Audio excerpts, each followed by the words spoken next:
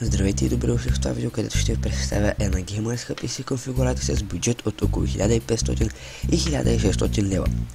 Преди да започна да кажа, че цените са към днешна дата, която е 5 юли 2016 година. Просто, нали, защото цените варират и може след време, като гледате този клип, може след един месец цените да са по-евтини или по-скъпи.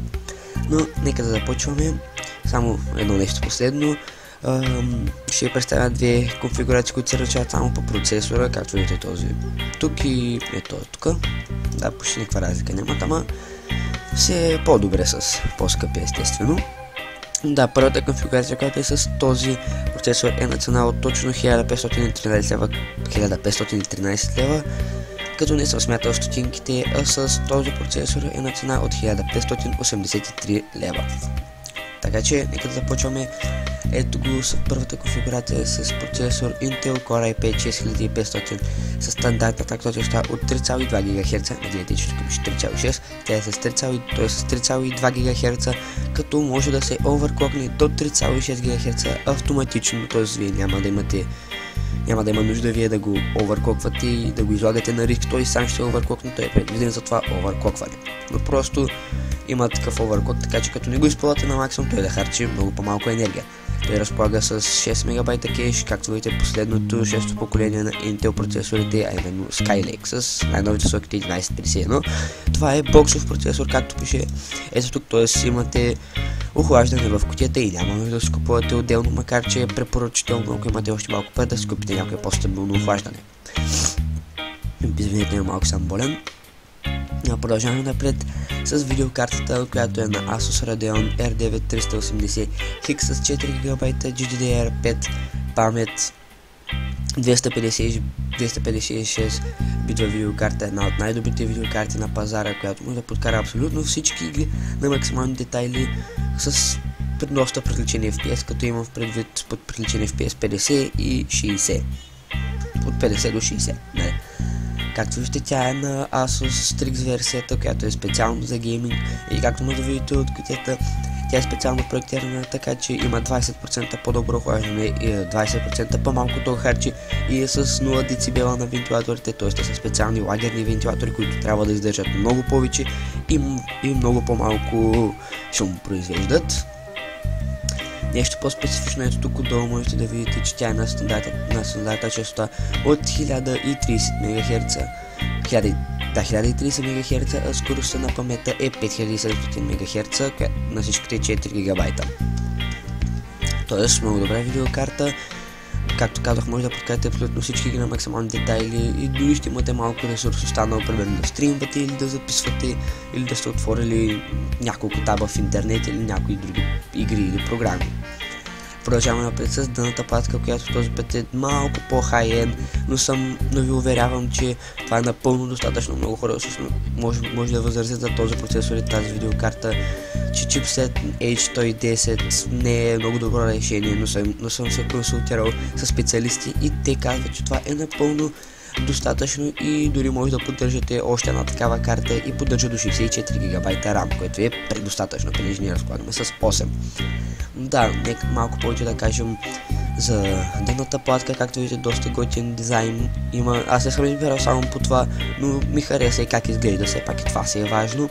Разполага се 2 PCI Express слота, 4 слота за RAM, които поддържат общо до 64 ГБ с най-новите сокети 1151, разбира се, което изисква нашият процесор. Но да, повече не ви трябва да знаете тази дъна платка, освен че има малко по-добри звукови кондензатори, така че ако искате да записвате клипове или да се чувате по-добре в Skype или в voice чата на игрите ви, тази дъна платка ще ви помогне. Продължаваме напред с RAM паметта, която е този път 2 почки по 4 ГБ DDR4 на 2400 МГц на Kingston HyperX Fury.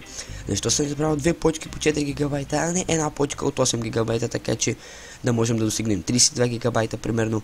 Защото ако първоначално си мислите да карате доста време без да добавяте допълнителна RAM памет, много специалисти биха ви казали, че една почка от 8 ГБ е сигурно 2 или 3 пъти по-зле, отколкото 2 почки по 4 ГБ. Защо съм избрал на 2400 МГц, като примерно ако цъкне тук ще видите, че има дори на 2800 МГц. Защото с боксовото охлаждане на този процесор и с тази видеокарта няма как да ги натварите на максимум, а и дори да успеете, то няма да е за дълго време. Така че това ви е напълно достатъчно и все пак имате бъдещия апгрейд към 16 гигабайта, който ще ви бъде предостатъчно. Това ви е напълно достатъчно, а ако ви го апдейтнете до 16 вече няма да мислите въобще. Дори след 10 години може би няма да излязат игри, които да искат чак такива които да искат чак 16 гигабайта RAM, но сигурно ще има, но едва ли ще ги гледате, защото ще струват много пари. Да, продължаваме нататък с нашия хард диск, който както виждате е за 153 лева, 1 терабайт. И ви сега ще мога да намеря много по-ефтин, който да са абсолютно същите характеристики, 7200 оборота в минута, 64 мегабайта кеш и да е SATA 3, но това е специалната Black Edition серия на Western Digital. Ето тук Black, който това се доближава до най-слабите SSD-та, т.е. това е 2 до 3 пъти по-бърз хард диск, отколкото стандартните хард дискове и много по-бързо ще ви зареждат всички игри, операционни системи, ще ви се включва компютъра 3 пъти по-бързо, отколкото са стандартен хард диск, така че аз смятам, че за 53 лева това си е грешка. Това си е много добра сделка и ако лично ще си взема нов компютъра, съм абсолютно сигурен, че ще си взема ето такъв хард диск.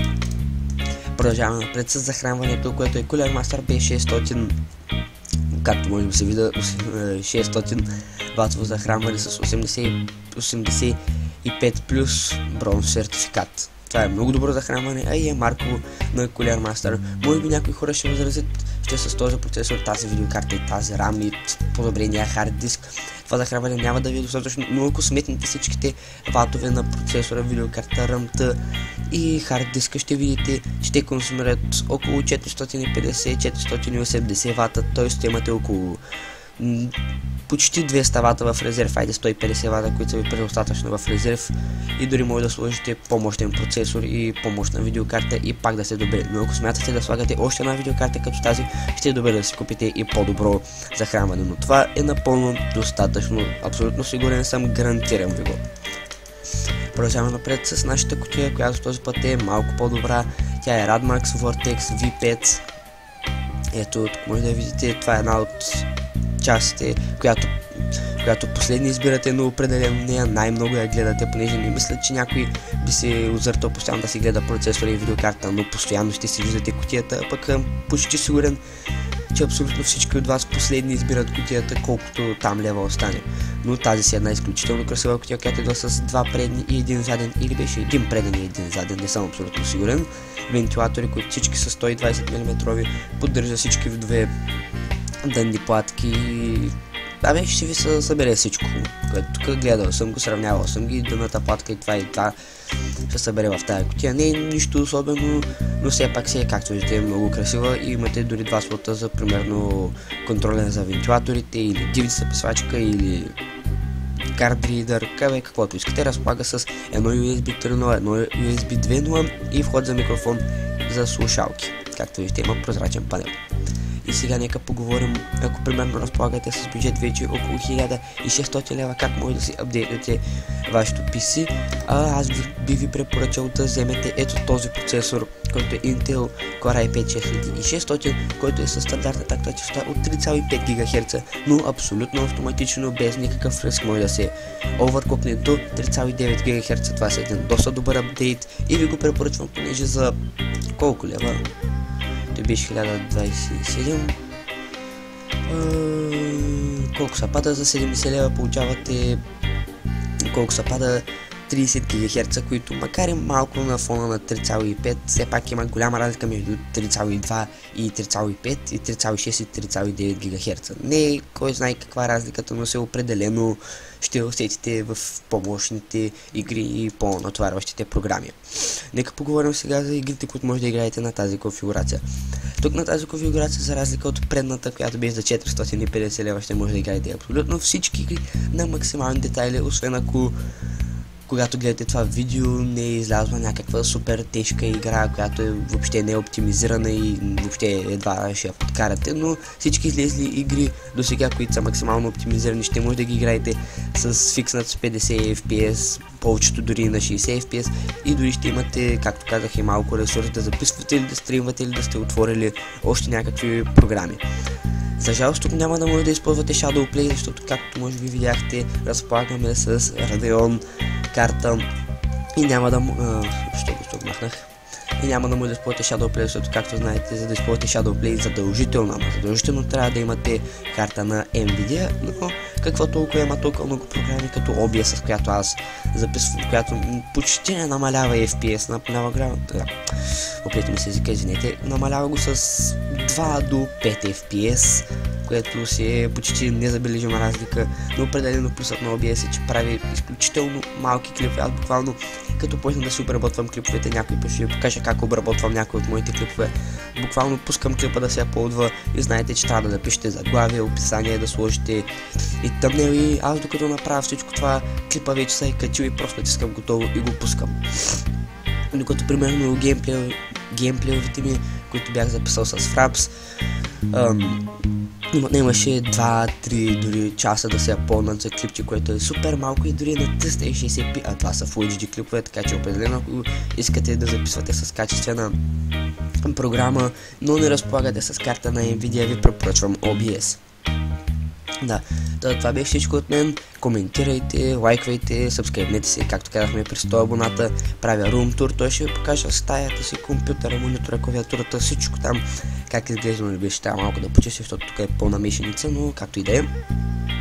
Сега сме, ако не бъркам, на колко абоната? Чакайте сега да видим, има още малко време в клипа. Ако не бъркам, сме на 75 абоната. Упс, тук не гледайте. Да, на 75 абоната сме, ето тук дори съм го написал при 100 абоната. Room Tour остават само 25 абоната и да, ще го направим. Това беше всичко от мен, не забравяйте да лайкнете клипа, да се сабскрайбнете и всичко друго ви го знаете. Довиждане и до скоро!